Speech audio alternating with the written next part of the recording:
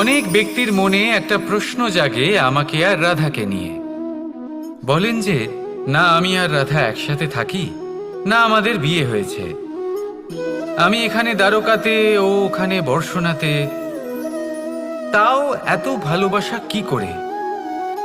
এ কেমন সম্পর্ক? আমি তাদের একটা সহজ কথা বলতে চাই। আপনি কখনো আয়নার দিকে দেখেছেন? নিজের দুই চোখের দিকে তাকিয়ে জিজ্ঞাসা করুন, এই দুই চোখ একসাথে কেন বন্ধ হয়, একসাথে কেন খোলে, একসাথে কেন ঘুমোয়, একসাথে কেন কাঁদে? আজীবন কোনো এক মানুষের সাথে সম্পর্ক রাখা অবশ্যই সম্ভব, তাদের সাথে দেখা না করে। আমার আর রাধার ভালোবাসাও কিছুটা এরকমই, আর কিছুটা এরকমই হয় ভালোবাসা দুই নয়নের মতো, যারা কখনোই মিলিত হবে না, কিন্তু চিরকালের জন্য একসাথে জুড়ে থাকবে।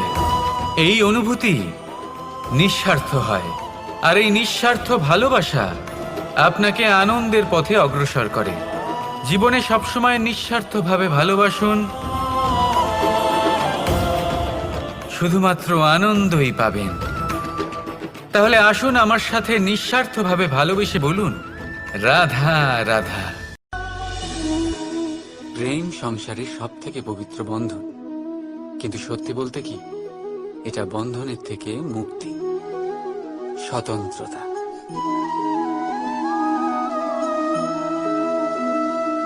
বুঝলেন না? বোঝাচ্ছি বোঝাচ্ছি। যদি কেউ আপনার প্রেম অস্বীকার করে, যদি কেউ আপনার প্রেম বুঝতেই না পারে, তাহলে কি হবে? কেউ উদাস হয়ে যাবে, কেউ কেউ ছলনা করে প্রেম পেতে চাইবে, আর কেউ বল প্রয়োগ করে প্রেমের ওপর অধিকার ফলাতে চাইবে। কিন্তু এটা আবশ্যক নয় যাকে আপনি ভালোবাসবেন সেও আপনাকে ভালোবাসবে, কারণ প্রেম কোনো বস্তু নয়, না রাজ্য, না ধন যেটা আপনি বল প্রয়োগ করে নিজের বশে আনবেন। প্রেম হলো সেই শক্তি যেটা আপনার সমস্ত বন্ধন খুলে দিতে পারে, কিন্তু নিজে কোনো বন্ধনে আটকা পড়ে না। তাই যাকেই আপনি ভালোবাসেন তাকে স্বতন্ত্র ছেড়ে দিন, কারণ স্বতন্ত্রতাই সেই গুণ যা প্রত্যেক প্রাণীর সবচেয়ে প্রিয়। প্রেম যদি সত্যি হয় তাহলে সে অবশ্যই বুঝতে পারে। ততদিন নিঃস্বার্থভাবে প্রেম করে যায়, একদিন দ্বার খুলে যায়, আর প্রেম প্রবেশ করবেই, আর মন সুপ্রসন্ন হয়ে বলবে, রাধা। কখনো কখনো আপনার মনে এই প্রশ্ন নিশ্চয়ই আসে যে এই প্রেম কি, কিভাবে বোঝা যায় এই প্রেম? উত্তর বড়ই সহজ। যতক্ষণ না আপনি প্রেম করবেন ততক্ষণ আপনি প্রেম বুঝতেই পারবেন না।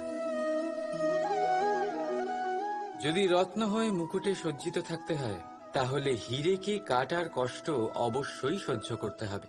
প্রেমের সঠিক অর্থ বুঝতে গেলে মোহকে ত্যাগ করে আত্মসমর্পণ করতেই হবে। যে প্রেম কাউকে পাওয়ার জন্য করা হয় সেই প্রেম প্রেম নয়, তা মোহ।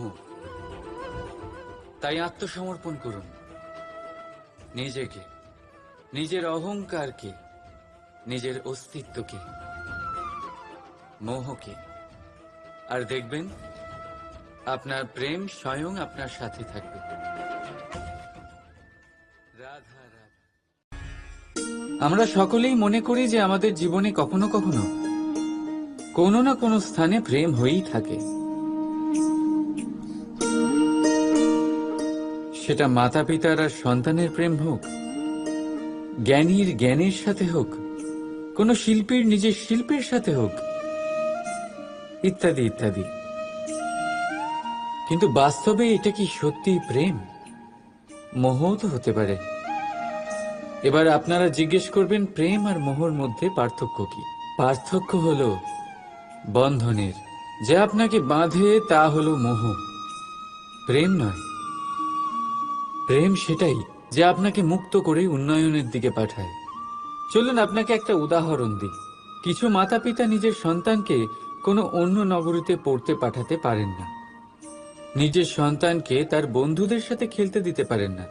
চিন্তা করেন যে তাদের সন্তানের যাতে কষ্ট না হয়, আর তাই জন্য তাদের বেঁধে রাখেন। এটা প্রেম নয়, এটা মোহ। কারণ যদি এটা প্রেম হতো তাহলে ওনারা চাইতেন যে সন্তান মাতা পিতার আশ্রয় থেকে বেরিয়ে এই সংসারকে দেখুক, তাকে বুঝুক, আর তার থেকে জ্ঞান অর্জন করুক, নিজের অভিজ্ঞতার থেকে শিক্ষা নিয়ে নিজের একটা ব্যক্তিত্ব বানাক। মনে রাখবেন, মোহ থেকে ভয় জন্ম নেয়, আর প্রেম থেকে শুধুই আনন্দ। সেই কারণে বাঁধবেন না, মুক্ত করুন, কারণ এটাই প্রেম। রাধা রাধা।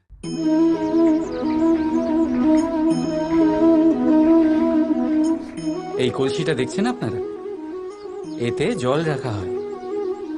জল যাতে শুদ্ধ থাকে, শীতল থাকে, জল যা তৃষ্ণা মেটায়।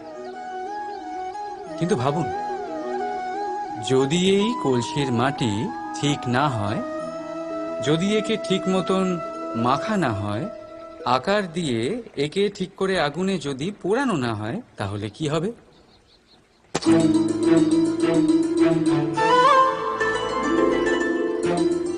মনের সাথে ঠিক এটাই হয়।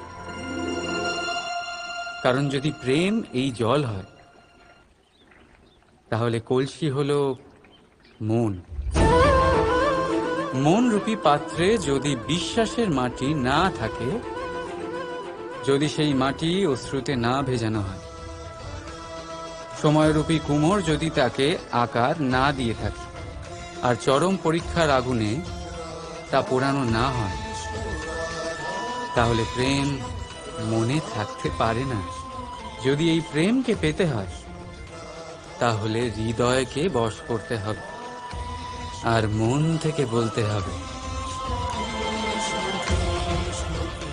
রাধা